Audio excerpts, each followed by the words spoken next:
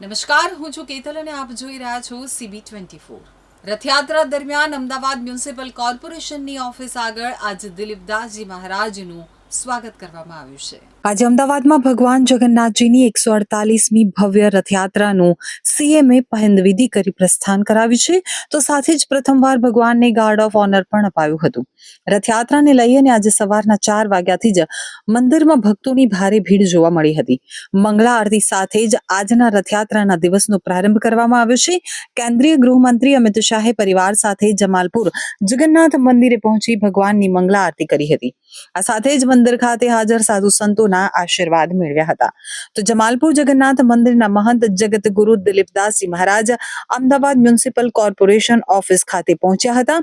Mayor, deputy mayor, standing committee chairman સહિતના ભાજપના પદાધિકારીઓ, વિપક્ષના નેતા અને મ્યુનિસિપલ કમિશનર સહિતના અધિકારીઓ દ્વારા સ્વાગત કરવામાં આવ્યું હતું। તો જમાલપુર વૈશ્ય સભા ખાતે કોંગ્રેસના MLA ઇમરાન ખેડાવાલાએ મહંત દિલીપદાસજી મહારાજનું સ્વાગત કર્યું હતું।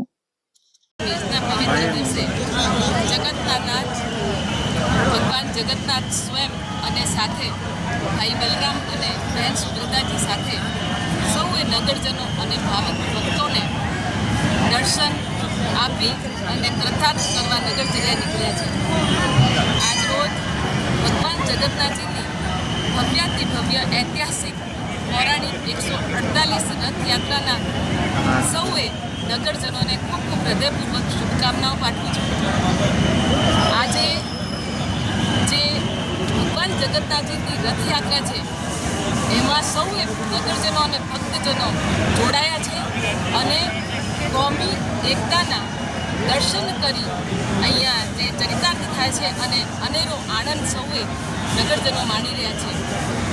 સમગ્ર વર્ષ દરમિયાન ભગવાન જગન્નાથના આશીર્વાદ અમદાવાદ શહેર અને સૌએ શહેરીજનોને સુખ, સમૃદ્ધિ અને શાંતિ લાવનારા રહે તેવી ભગવાન જગન્નાથજીના ચરણોમાં પ્રાર્થના કરું છું। જય